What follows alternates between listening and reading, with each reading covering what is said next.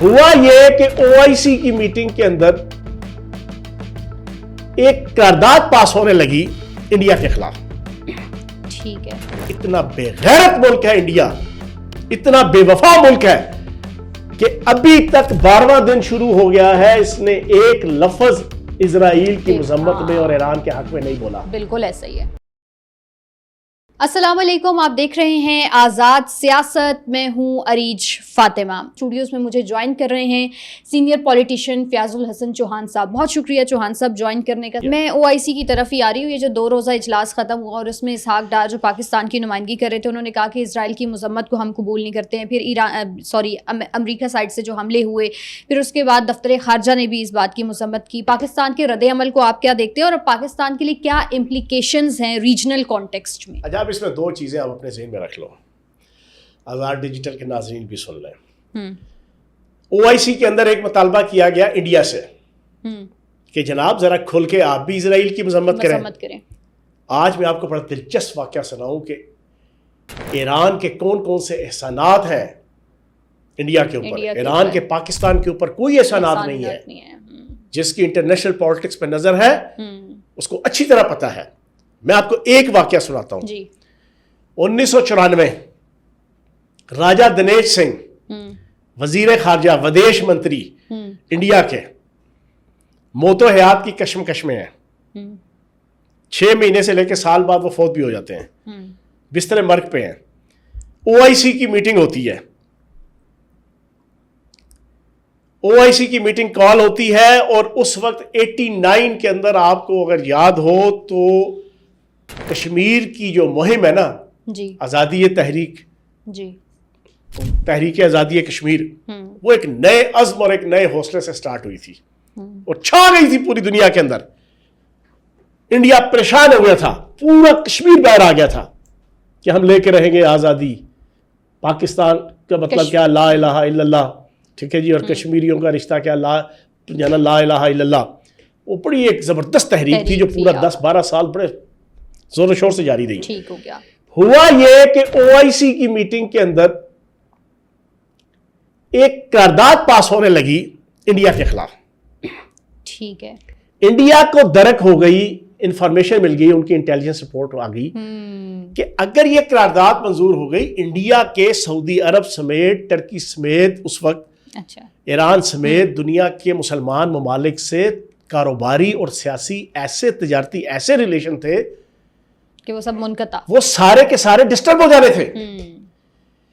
India کو پتا چلا, انڈیا نے اپنے وزیر خارجہ کو جو بستر مرگ پہ تھا اس کو کہا جناب ملک کی بقا کا مسئلہ ہے, آپ اٹھے, طیارے پہ بیٹھے, جہاز میں ایران پہنچے.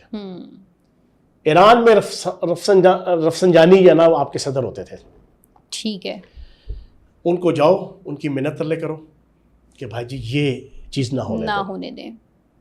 سر تاریخ گواہ ہے, راجہ دنیش سنگھ ان کے بستر کے اوپر کسی اور بندے کو لٹایا گیا کہ عالمی سطح پہ یہ بات لیک نہ ہو, پاکستان کو پتہ نہ چلے, ٹھیک ہے جی, اور ان کا پلان خراب نہ ہو. وہاں سے بستر پہ کسی اور کو بٹھا کے ہسپتال میں, جہاز میں, ویل چیئر پہ ان کو جناب ایران بھیجا گیا. ایران میں صدر رفسنجانی سے ملاقات ہوئی. رفسنجانی کی انہوں نے منت کی انڈیا نے کہ ہمارا بھاجن آپ کے ریلیشن شپ کا تقاضا ہے, ہمارے سارا ملک کی سیاست, معاشرت, معیشت, تجارت کا بیڑا غرق ہو جائے گا, آپ مہربانی کر کے OIC کے جناب اس ایجنڈے میں سے یہ نکلوا دیں, یہ ہمارے اوپر آپ کا احسان ہوگا. یہ تاریخ کے اندر موجود ہے کہ ایران نے اس موقع پہ پاکستان سے بے وفائی کرتے ہوئے کشمیر کاز کے اوپر اور انڈیا کے ساتھ وفا کرتے ہوئے انہوں نے اس کے ایجنڈے میں سے وہ نکالا تھا. اور یہ اتنا بے غیرت ملک ہے انڈیا, اتنا بے وفا ملک ہے کہ ابھی تک 12واں دن شروع ہو گیا ہے, اس نے ایک لفظ اسرائیل کی مذمت میں اور ایران کے حق میں نہیں بولا. بالکل ایسا ہی ہے. یہ آج میں بتانا چاہتا تھا, پاکستان کی عوام کو پتہ چل جائے. دوسری طرف پاکستان ہے, احسانات کتنے ہیں, دوسری طرف پاکستان ہے. بالکل ہمارے اوپر کوئی احسان نہیں ہے پچھلے 40, 50, 60 سالوں میں ایران کا, لیکن پاکستان دامے, دھرمے, سخنے, سفارتی, اخلاقی اور آپ کے جناب سیاسی محاذ پہ جس ڈنکے کی چوٹ پہ پچھلے 12 دن سے ایران کے ساتھ کھڑا ہے وہ ایران بھی تسلیم کر رہا ہے. بالکل پہلی چیز تو یہ. اب دوسری چیز یہ ہے انڈیا کا دوسرا کردار بڑا ڈیٹیل سے میں آپ کے سامنے رکھوں گا جو ابھی تک کسی نے نہیں رکھا جی. اب ایک کنسپائریسی تھیوری چل رہی ہے, یہ یوتھی ہے, یہودی ہے اور مودی ہے. یہ تین یہ ثابت کرنے کی کوشش کر رہے ہیں کہ پاکستان کی ایئر سپیس کے ذریعے سے یہ B-2 بمبار اسپرٹ جی تیار ہے. جی جی بالکل. کل تو بڑی ہی فیک نیوز انہوں نے یہ چلائی نا اپنے چینلز کے اوپر. آج پہلی دفعہ میں نے اس پہ بڑی ریسرچ کی. مجھے ابھی تک پاکستان کا کوئی یوٹیوبر کوئی ولاگر نے ریئلٹی بتانے کی کوشش نہیں کی. اب آپ تسلی سے آزاد ڈیجیٹل کے جناب ناظرین سن لیں کہ یہ جو 7 B-2 بمبار طیارے جی یہ اڑے جناب آپ کے دا وائٹ مین ایئر بیس میزوری یا میسوری, کچھ اس کو اردو میں میسوری لکھتے ہیں, اس کی پروناؤنسیشن ہے میزوری. یہ ریاست ہے امریکہ کی. بالکل. وہاں کا یہ ایئر بیس ہے, وہاں سے یہ طیارے اڑے جی 2 طریقے سے. ایک جناب یہ ڈائریکٹ افریقہ سے جناب آئے, افریقہ کے اوپر سے. دوسرا وایا فلپائن کے قریب ایک گوام جناب آپ کا جزیرہ ہے, وہاں تک پہنچے. وہاں پہ ایک ایئر بیس ہے جناب اور فوجی اڈا ہے امریکہ کا. وہاں سے بحیرہ ہند میں انڈین ایئر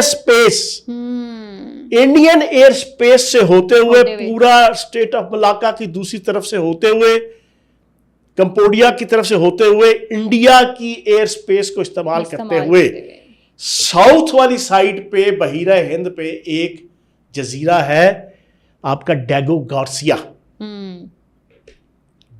گارسیا ایک مشہور و معروف ایک جناب جزیرہ ہے, ماریشس کے بالکل قریب ہے. یہ ساؤتھ پہ نا انڈیا, سعودی عرب اور ایران کی جو بحیرہ ہند اور بحیرہ عرب کے ساتھ بارڈر لگتے ہیں, اس سے اب نیچے جائیں نا تو ساؤتھ افریقہ جو اینڈ پہ لگتا ہے افریقہ کا, اس کے بالکل پیرلل جو ہے نا بحیرہ ہند کے اندر یہ 60 جزیرے ہیں اوپر نیچے ایک دوسرے کے قریب. ان میں سے یہ ایک ہے ڈیگو گارسیا. یہاں پر بڑی بدنام زمانہ اور مشہور و معروف امریکہ کا بحری اور فضائی اڈا ہے. اس اڈے کی ہسٹری یہ ہے کہ یہ برطانیہ کی کسٹڈی میں تھا جب یہ یہاں پر آیا, اس نے برصغیر پاک و ہند پہ قبضہ کیا. جب یہاں سے نکلا 1966 تک یہ برطانیہ کے قبضے میں تھا. 1966 کو اس نے امریکہ کو لیز پہ دے دیا. امریکہ نے یہاں پر اپنا انتہائی سیکریٹو خفیہ اپنا اڈا بنایا ہوا ہے فوجی, جس میں بحری اور فضائی اور ناسا تک کی جناب جو ہنگامی لینڈنگز ہوتی ہیں وہ وہاں پر ہوتی ہیں. ٹھیک ہو گیا. یہ وہ اڈا ہے کہ جہاں پر 3000 سے لے کے 5000 ان کے فورسز کے اہلکار ہیں, لیکن کسی کو اپنی سپاؤسز اور اپنی فیملی کو رکھنے کی اجازت نہیں ہے. اچھا. علی صاحبہ اور ناظرین سن لیں کہ گوانتے موبا تک جیسا بدنام زمانہ جیل والا جناب جزیرہ, وہاں پر امریکی اہلکار اپنے بیوی بچے رکھ سکتے تھے, لیکن یہاں پر نہیں ہے. کیوں؟ یہ انتہائی آرگنائزڈ, انتہائی اکوپڈ, انتہائی لیٹسٹ یہ امریکہ کا جزیرہ ہے. اچھا بمبار طیارے ایک تو سیدھا آئے پورا افریقہ کراس کر کے ادھر سے, جو 75 کے قریب طیارے دھوکہ دینے کے لیے ایران کو انہوں نے اپنے ایئر کرافٹ جو نا وہ ساتھ ہی ساتھ لانچ کیے تھے, وہ کچھ اڑ کے آئے گوام کے ذریعے سے انڈیا کی جناب ایئر سپیس کو, سارے کے سارے آئے آپ کے ڈیگو گارسیا میں. اب اگلی سن لیں. ڈیگو گارسیا بالکل سٹریٹ 2000 کلومیٹر کے فاصلے پہ ایران پہ, سارا سمندر ہے. ٹھیک ہے. یہ بالکل ساؤتھ کی طرف بحیرہ ہند میں وہ ہے جزیرے, جزیرے سے لے کے آپ کا ایران, بیچ میں کوئی ملک نہیں ہے, پورا آپ کا بحیرہ ہند اور بحیرہ عرب ٹھیک ہے اور ایران کا بارڈر ہے. ٹھیک ہو گیا جناب. یہ سارے طیارے وہاں سے تسلی سے اڑے, وہ 75 ایئر کرافٹ بھی, وہ 7 B-2 بمبارز بھی, وہ آپ کا جناب GBU-57 بنکر بسٹر بمز پیلوڈ کے ساتھ, اور وہاں سے انہوں نے سیدھا جا کے اٹیک کیا. یہ ہے ساری کہانی.